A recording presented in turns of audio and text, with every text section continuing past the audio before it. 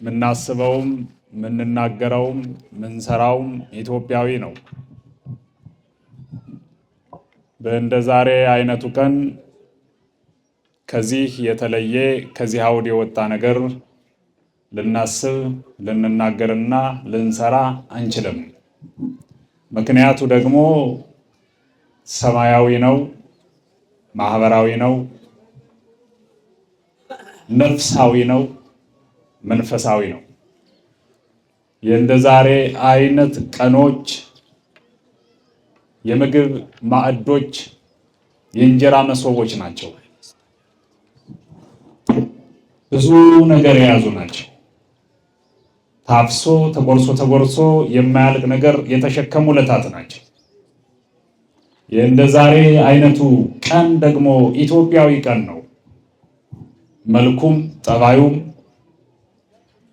ነገረ ስራው ሁሉ ኢትዮጵያዊ የሆነ ቀን እንለዋለን። የካቲት 23 ቀኑ ኢትዮጵያዊ በሚል ማዕረግ እንዲጠራ የሆነበትን ምክንያት ለማክበር እንገኛለን፣ ተገኝተናል። የዛሬውን ቀን በማዕረግ ስም እንዲጠራ ያደረጉት በሕይወተ ሥጋ የሉም። እኛ ግን ደማቸው ስጋቸው ነንና ልጆቻቸው በሕይወት አለን። የትላንቶቹ የሰሩትን ታሪክ ባይሆን በማውራት እናስታውሳቸው በማለት ታሪክ እየሰሩ ታሪክ እየጻፉ ታሪክ ለመጻፍ የቀና ብር የተዘጋጀ ብራና ሳይኖር በግበበ ምድር ሆነው ከፍ ብሎ ሊነበብ የሚችል ታሪክ እየጻፉ የእነርሱ ሙሉ አካል ኑሯቸው ሳይሆን በቀሪ አካላቸው ሳይቀር ታሪክ እየሰሩ እንደነ ቶማስ ዘመራስ ኢትዮጵያ የምትባለን ሀገር አሁን እስካለችበት እድሜ ሆኗት የእነርሱ እድሜ አጥሮ የእርሷ እድሜ እንዲረዝም ያደረጉ የትላንቶቹ አይረሴ ኢትዮጵያውያን እግዚአብሔርን መሬት ላይ ሆነው እጆቻቸውን ዘርግተው የተባረኩ ከእግዚአብሔር የሆነ ነገር የተቀበሉ ረጃጅም እጆች አሏቸው። ከዚህ ተዘርግተው ሰማይ የነኩ እጆች አሏቸው። መንበረ ጸባዖትን ማንኳኳት የሚችሉ ረጃጅም እጆች ያሏቸው የተባረኩ እጆች መርዘም ብቻ ሳይሆን በእግዚአብሔር ፊት መዘርጋት የሚችሉ ንጹሃን እጆች አሏቸው። የኢትዮጵያውያን ቀናቸው ነው። የኢትዮጵያም ቀኗ ነው። የኛም ቀን ነው። መዝሙረ ዳዊት በተጻፈው እንደተጻፈው ኢትዮጵያ ታበጽህ እደዊሃ ማለት ትዘረጋለች ብሎታል የአማርኛው መጽሐፍ ቅዱስ ፍቺ። ታበጽህ ማለት ግን በእኛ ሀገር ቋንቋ በኢትዮጵያዊ ቋንቋ ታደርሳለች ማለት ነው። ዘርግቶ ሳይደርሱ መቅረት ስላለ የኢትዮጵያ እጆች ግን የተዘረጉ ብቻ ሳይሆኑ የደረሱ ናቸው። እግዚአብሔርን የዳሰሱ ናቸው። ዘፈረ ልብሱን የዳሰሱ ናቸው። ዘፈረ ልብሱን ዳሰው ሕመማቸው የተፈወሰላቸው ቀና ሊሉ የቻሉ መድኃኒታቸውን ከዋናው መድኃኒት ያገኙ የፈለጉትን ከፈለጉት በላይ ያገኙ ናቸው። ኢትዮጵያ ስንል ኢትዮጵያውያን ማለታችን። የኢትዮጵያ መልክዓ ምድር ካርታዋ በሰው ቅርጽ የተሰራ አይደለም። ኢትዮጵያ ሰውም አይደለችም። ነገር ግን ሰው የተገኘባት መሬት ናት። ሰው የተገኘባት የሰዎች እናት ናት ኢትዮጵያ። ሰው ማለት መሬት ማለት ነው። መሬት አንተ አይደል የሚለን መጽሐፍ። ሀገሪቱ ላይ ምድሪቱ ላይ የተጠፈጠፈው መልክዓ ምድር ላይ ሳይሆን የሚዘረጉ እጆች ያሏቸው ሰዎች ከማዕፀኗ የተገኙ ማዕፀነ ለምለም ማለት ነው። የሚዘምር አንደበት፣ የሚባርክ እጅ፣ የጌታውን ሥጋ ቆርሶ የሚያጎርስ ቀርቶ የሚያጠጣ እጅ ያላቸው ኢትዮጵያውያን የተፈበረኩባት ምድር ማለት ነው። ኢትዮጵያን አንቺም ምን በላት አንተ ተብሎ አልተጻፈም። እስካሁን በእናትነት ነው እንደ ቅድስት ሥላሴ የምንጠራት። እናት ያልናት ብዙዎችን ያስገኘች በመሆኗ ነው። መጽሐፍም ታበጽህ አለ እንጂ ያበጽህ አላለም። በሴትነት መጠራቷ እመብዙሃን መሆኗን ነው የሚያሳየው። የብዙሃኑ ብቻ ሳይሆን የሁሉም መገኛ መሆኗን ጭምር ያሳያል። ትውልድ እየሰፋ ሄዶ ዓለም አቀፋዊ ይዘትና ተደራሽነት ይኑረው እንጂ የመጀመሪያው የፍጥረት መገኛ ኢትዮጵያ መሆኗንስ ብንመራመር ምን አለ?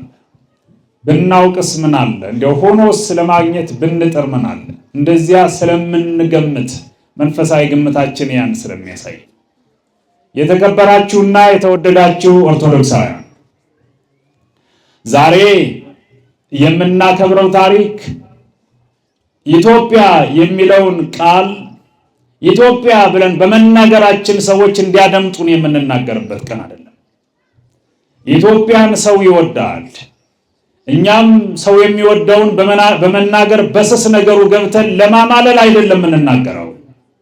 ኢትዮጵያ የምትባል ሀገር ስንናገራት ሁሉ እንናገረ ይሆን እንናገር እንጂ መቼስ ማን አለ ዛሬ እኛ አይደለን በህይወት ያለን የትላንቶቹም አመቻሉ ብለን እየፈራን ነው የምንናገረው።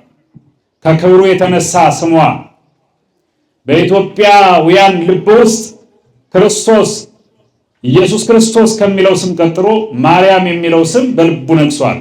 ከዚያ ደግሞ ኢትዮጵያ የሚለው ስም እንደ ስም አምላክ ይከበራል።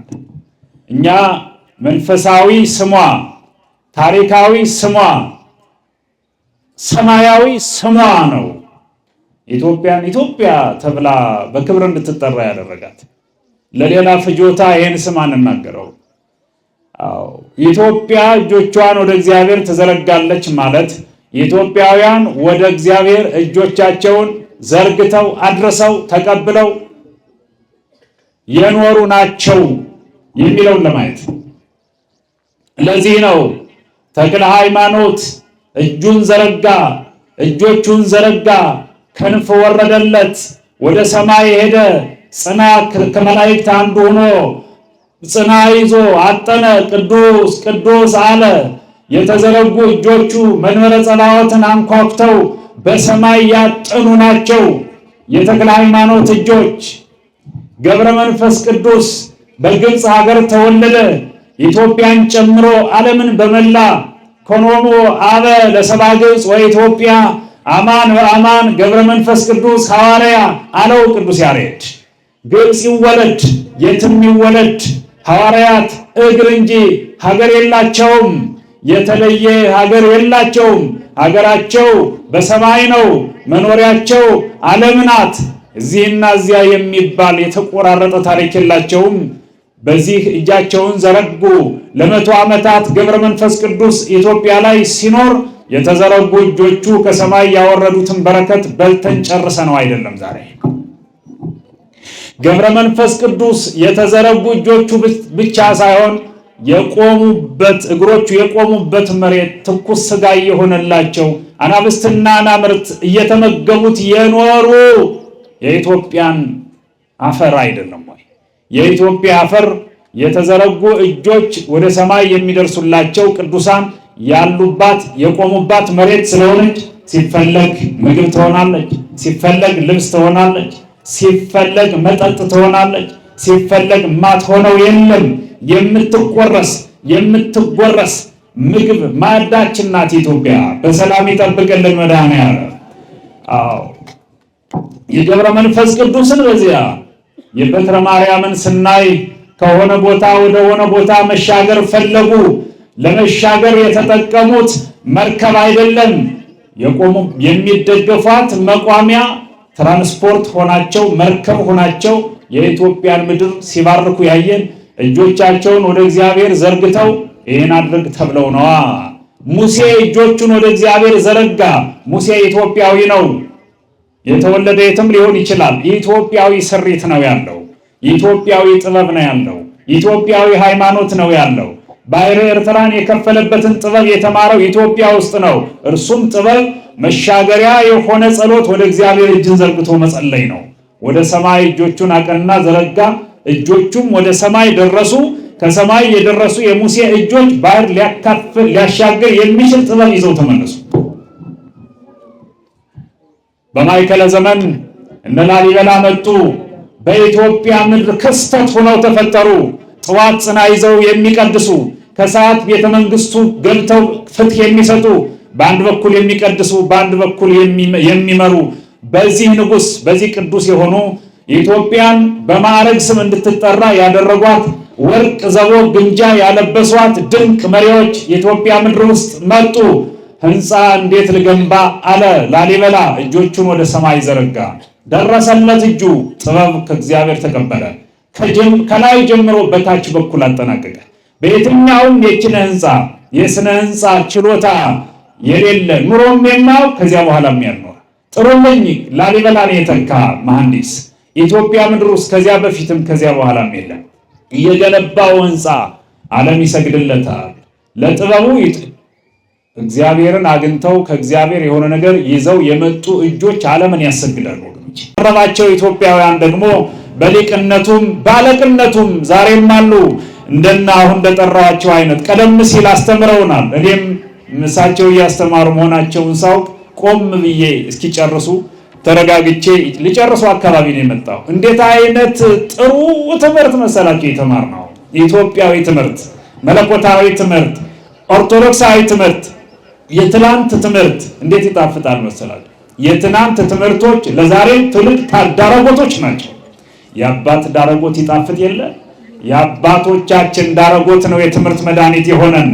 የትላንቶቹ አባቶቻችን የሰጡን ዳረጎት የበላነው ቅጠል የለም፣ የቆረጥነውም ስር የለም። የተመገብነው የአባቶቻችን የምግብ ትራፊ የትምህርት መድኃኒት ሆነን ይሄው ሊቃውንቱ ዛሬም አይደክሜ ሰማያውያን ሆነው የሚያድሩት የተራረፈውን አባቶቻቸው ሰጠዋቸው ነው። ማዕዱ መድኃኒት ነው። በሊቃውንት ጥላ የተባረከ በረከታቸው ከሁላችን ጋር ይሁን። የትላንቱን መለስ ብዬ በማመላከት ብቻ አላልፈው እፈልጋለሁ። አዎ የትላንቱን ቅድም ዘማሪው ማን እንደሆነ አላውቅም።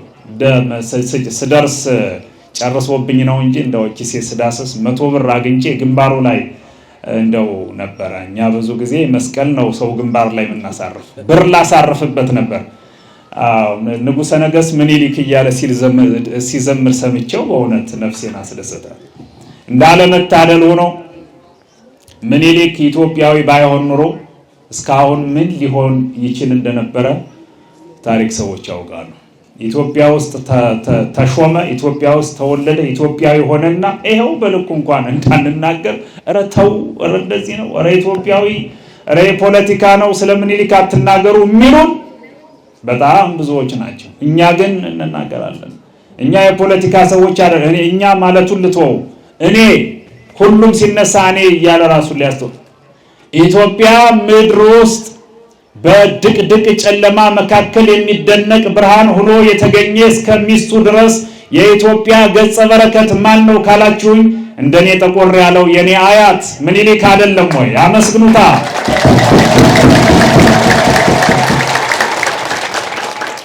እኮ እሱን አታንሳ የሚለኝ ማን ነው? የአምላኬን ስም አታንሳ እንደማለት አይቆጠርበትም። ምኒልክ ንጉሴ ነው፣ አምላኬ ግን አምላኬ ነው። ንጉስ የነበረ የእርሱ ንግስና ዛሬ ያለችዋን ኢትዮጵያ ሰርቶ አልጠፍጥፎ መካድ ልክ አይደለም። እኔ በእንደዚህ አይነት ቱባ ነገሮች ላይ መደራደር ብዙ አያምረኝም። ሀቅ ነው፣ እውነት ነው። ወደ እያንዳንድ አካባቢ ስንሄድ ይሄን ቁመና ወደ ምረት ላይ መናገር አይደለም። እንደዚህ አይነት ስም የተጻፈባቸው መጽሐፍት እየተቆነጻጸሉ እንደገና እንዲታተሙ እየተደረገ እያየን ነው። ኢትዮጵያ ብለው በአንደበታቸው በአደባባይ ተወዳጅነትን ለማትረፍ የሚቀባጥሩ ሰዎች ምኒልክን የማይወዱ ከሆነ 7 ቀን ጸበል ያስፈልጋቸዋል። የ7 ቀን ጥምቀት ያስፈልጋቸዋል። ምኒልክ ምን አጠፋ ወገኖቼ? ሚስቱ ምን አጠፋች? ንግስቲቱ ዳዊት ስደግም አላየናትም ወይ? ዳዊት ደጋሚ ኢትዮጵያ ቤተ መንግስት ውስጥ ያስፈልጋል። አዎ እጅ መዘርጋት ማለት እንዲህ አይደለም። በአንድ ወቅት ችግር ተፈጠረ። ችግር በተፈጠረ ጊዜ ምኒልክ ከባለቤቱ ጋር እጆቹን ዘረጋ። ኢትዮጵያ እጆቿን ዘረጋች ምንል ኢትዮጵያን የሚመጥኑ ሰዎች እጃቸውን ሲዘረጉ እጆቻቸውን ወደ እግዚአብሔር ዘርግተው ከእግዚአብሔር የተቀበሉት ገጸ በረከት ጊዮርጊስ ነው። እናንተ ሰማዕቱ ቅዱስ ጊዮርጊስ በምኒልክና በባለቤቱና በወቅቱ በነበሩ መስቀልን በተሸከሙ ሃይማኖት ባላቸው በኢትዮጵያውያን እጆች መዘርጋት ከሰማይ የተቀበልነው ገጸ በረከት ነው። ቅዱስ ጊዮርጊስ አማላጅነቱ ከሁላችን ጋር ይሁን።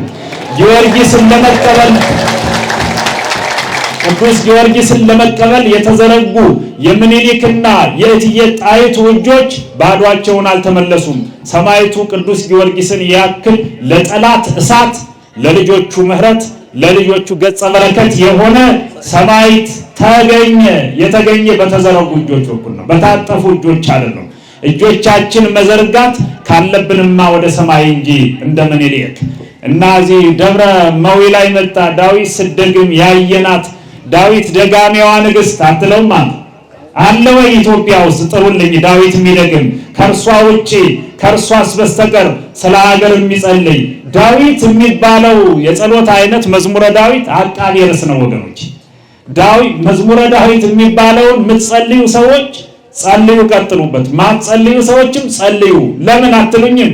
በአንድ በኩል አቃቤ ርዕስ ነው፣ በአንድ በኩል እድሜ ያረዝማል። ሁለት መድኃኒቶች እያዘዝኩላችሁ ነው። ረጅም እድሜ መኖር የምትፈልጉ ጸልዩ። ከክፉ የአጋንንት ጥላቻ መከላከል የምትፈልጉ ከሆነ ጸልዩ። እንጸልይ። መዝሙረ ዳዊት አስተማማኝ መድኃኒት ነው። ጸልዩ። ከጀርባ ካህናቱ ማይጠንት እያጠኑ የሚሆነው ሁሉ አድርገው ጽላታቸውን ይዘው ለሚወዷት ለሀገራቸው ለኢትዮጵያ ነው፣ ለሌላ አይደለም። ለዚህኛው ለመደገፍም አይደለም። ለመጣ ማተብ ለሚቆርጥ ቀድመው አንገታቸውን የሰጡ ከማተቤ በፊት አንገቴን ቁረጥ ያሉ ወደ ሰማይ የተዘረጉ እጆች እንጂ ወደ ሰው የተዘረጉ እጆች የሌሏቸው አንገታቸውን መድፋት ሳይሆን አንገታቸውን ቀና ማድረግ የሚያስደስታቸው ጽኑዓን ኢትዮጵያውያን፣ ጽኑዓን የዋሃን ኢትዮጵያውያን ሁለቱም ያላቸው ነዳያን በመንፈስ የሚባሉ ኢትዮጵያውያን እያላቸው ያለው የእግዚአብሔር እንጂ የኛ አይደለም ብለው የሚያምኑ ጉልበቱንም ዕውቀቱንም ስልጣኑንም ለእግዚአብሔር የሰጡ ጠይሙ መሪ ኢትዮጵያዊ ንጉስ አፄ ምኒልክ ለመጣው ወራሪ ጠላት እሱ ባለበት ቆሞ የተዘረጉ እጆች ስበው ያመጡት የዳዊት ጠጠር የሆነ ሰማዕት ቅዱስ ጊዮርጊስ የጠላትን ግንባር እየመታ ወደ መጣበት ሀገሩ እንኳን አልተመለሰም። ኢትዮጵያ ምድር አፏን ከፍታ ያዋጠችው ጠላት የተፈጠረው በእምነት ወደ እግዚአብሔር በተዘረጉ እጆች አማካኝነት በመጣው በቅዱስ ጊዮርጊስ ኃይልና ብርታት ነው። ሰማዕቱ ቅዱስ ጊዮርጊስ በወረወረው ሰይፍ በእርሱም ብቻ እንዳይመስላችሁ ጠላት ድል የተደረገው ጣሊያንን ለማንበርከክ ሃይማኖት የሌለውን ለማንበርከክ ጊዮርጊስ አያስፈልግም።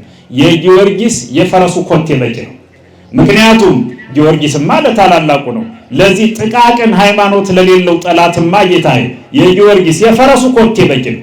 ሃይማኖት የቀጠለው ጽናት የመጣው አግናጢዮሳውያን ሆነን እንድንቀጥል ያደረገን የሰማዕቱ የቅዱስ ጊዮርጊስ የራሱ ብቻ ሳይሆን የተጫነው ፈረስ ሳይቀር እንደርሱ ሃይማኖትን ይሰብክ ነበር።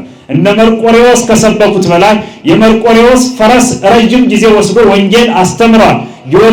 መርቆሬዎስ ከሰበከው ወንጌል በተለየ መንገድ እሳት ከአንደበቱ እየወጣ ትውልዱን ያጠመቀ ፈረስ የመርቆሬዎስ ፈረስ አይደለም ወይ? የጊዮርጊስ ፈረስ ጠላትን አሸነፈ። ገና በድምፁ በሰማይ አንተ በሰማይ የሚለው አይገርምም ወገኖች? በመሬት አይደለም እኮ በሰማይ ክብሩን እዩ፣ ታላቅነቱን እዩ።